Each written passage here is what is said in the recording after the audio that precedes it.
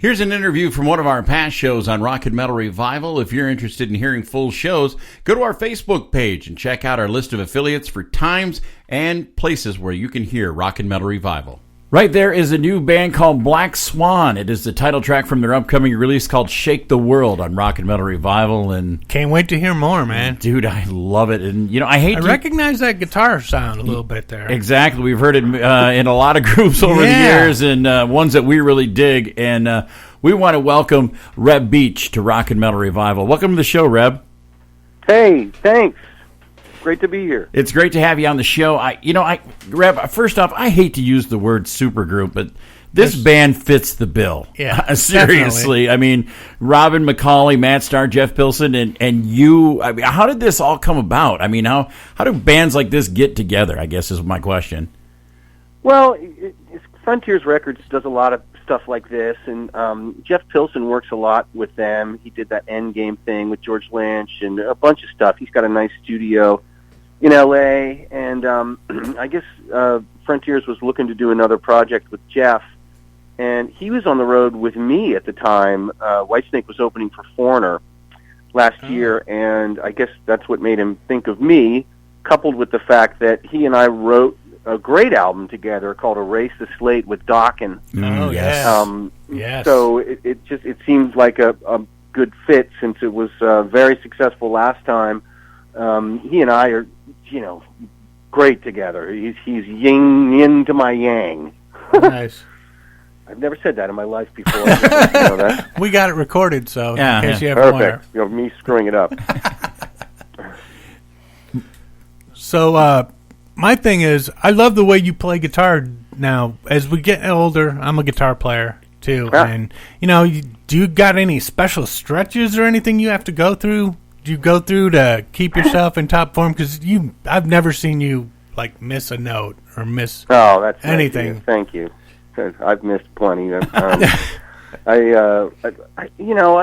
not one of those guys that carries his guitar around with him and plays in his hotel room all day, and there's some guys like that just, they can't be without their guitar, and they practice every day. Yeah. And I don't know, I should probably practice more, but I just kind of gave up. I'm like, this is what I do. I'll never do it any better, and this is what it is.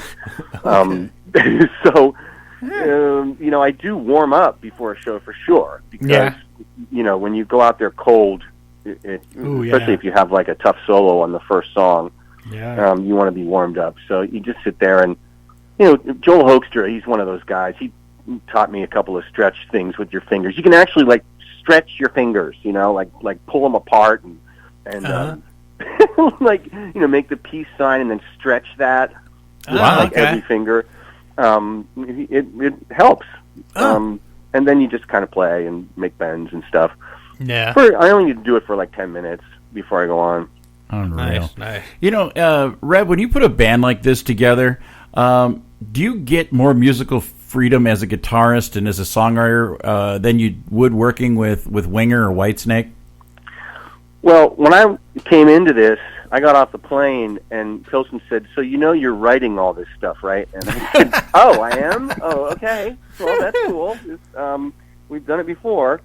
And Pilson's a great writer and a great producer and wonderful to work with. Just such an upbeat guy. But he's, the best musician to work with, period, because his knowledge of music is huge. Mm-hmm. He knows all the ins and outs and all the, Berklee College of Music stuff, and he's a great arranger. So I came in with about 50 guitar riffs, stuff that we never got around to doing with either Whitesnake or Winger. Just ideas that I brought in that didn't make it. Mm-hmm. Not because they weren't good, just because we just never got around to it. So, or Kip wasn't inspired by it, or, David. When I came in to write with David, I had a bunch of ideas, and David just wrote the whole album. So we didn't end up using much of my stuff. We used a couple. But with this, it was all, let's see what Reb has. And I had a bunch of stuff, and so that really helped to have kind of the meat and potatoes of something when you sit down and start to do it. And then Jeff is so great at arranging that he would just say, all right, go to F sharp, let's write a solo section, and we just need a bridge, and we're done. Nice. So it came together really fast. We did like a song a day. Wow. Nice. A song a day. That's impressive. Yeah. No, It was 2 that's weeks. on 2 weeks to do the whole album. Yeah, same thing with Karma and Winger. Wow. That was another one that went just super fast. Wow. Unbelievable. Like we said before we went on the air today, we've been big fans for a long time of your work. And Thank you. You worked with some pretty impressive vocalists over the years, with Kip and Don Dokken and David Coverdale. Ooh, I never heard But of that now, tell us how we're big fans of Robin McAuley, and tell us how Robin stacks up with some of those other great vocalists you've worked with. Well, I think that's the best part of Black Swan, to tell you the truth. That's when you listen to it, it's like, well, listen to that. You can't go, well, that sucks. When you hear that guy singing, frankly, I wouldn't want to have anyone else doing that. He just pegged it, and he was proud of his work. And I'm not familiar with a lot of his stuff. I just met him for the first time on this project, and he's a lovely guy, and just sang his butt off, and he wrote all the lyrics, so that made it easier. Oh yeah. So I can't say enough about him. He's a big time singer. He's what you want, So where'd the name Black Swan come from? Kip Winger. Ah, really? Oh. He needed a freaking name. You know how hard it is to come up with a name? Oh yeah. One that hasn't been used, one that doesn't mean something else. It's not trademarked, it's not stupid. Yeah. There's so many, walls that come up when you're coming up with a name. So yeah, it's an old movie, but it was a long time ago. It's a cool movie. And it was cool. I mean, I saw the cover, and the album cover is cool. I wanted the swan to be more menacing, like, can we give him teeth? Like or rabies. Something? Yeah, like some foam coming out of the mouth. Foaming at the mouth. Yeah. Stuff all over his feathers. The rabid swan. There you go. Next time you can use that if you need it. Now, we heard that Robin got a little sick on the ship. How's he doing? Do you know? He's 100%. Is he? That's good. Yeah, Great news. It was really bad, though. It was really scary. Yeah. That sepsis or whatever it is goes in your blood, and it can be, devastating. Oh, yeah. So he'll be alive for a long time. He's got such a great attitude and such a beautiful guy, and he's a strong guy, and glad he's doing all right. Well, today, Reb, I was going through and looking at your touring schedule for 2020 between Winger and Whitesnake. You're going to be a busy guy. I know. I'm so happy. I'm working.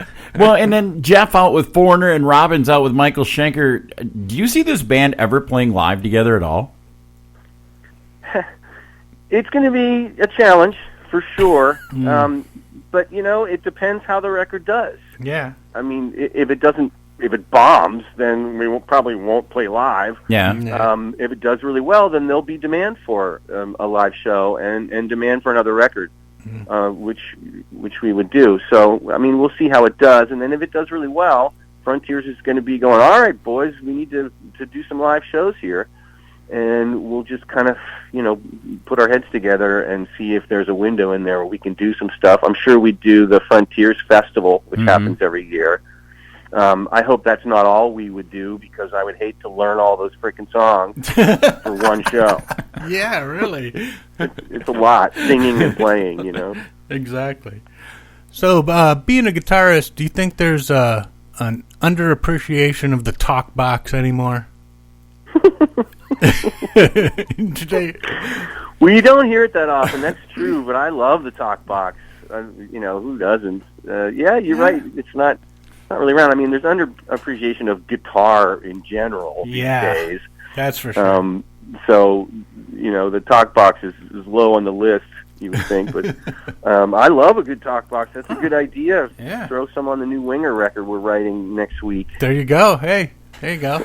You can say it's all Red and Jerry. Hey, there you go. There you go. Put us in the credits. Yeah. Hey, well, thanks, Red and Jerry. I want to throw one out to you, Reb. A piece of work from your past that I just loved and thought it just didn't get the love and appreciation it should have, and that was your work on The Mob. Oh, I know my God! Yeah. That was a great album. That album, I still listen to it today. And it's just like, and that's what I think you pretty much answered my question that I was going with this is that, so far what we've heard from Black Swan, I'm thinking, this is great. Am I going to see another album, or is it going to be like The Mob and I'm just not going to hear from them again?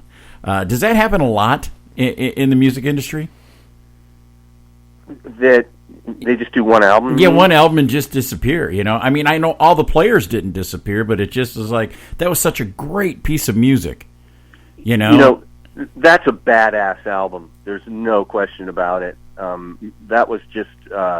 there's a lot of cool jams on that record, and the cool thing about that record is Doug Pinnick. I fought to get Doug Pinnick on it because Frontiers they like the singers that sound like Steve Perry, and I wanted to hear like what's my favorite singer Doug Pinnick sound like singing over my straight ahead rock ideas. So just dun dun dun dun dun dun dun. Let's hear his one. Yeah, amazing, like scream. He's awesome. Voice. I told him to do one of those screams. I said, Doug, just do one of those screams for me. And he went, "Oh!" And it was so awesome. I got goosebumps all over me. That's a great record. And Frontiers approached us kind of later on in the game, like years later, and said, "How'd you like to do another Mob?" But everyone is just so busy that it just never came together.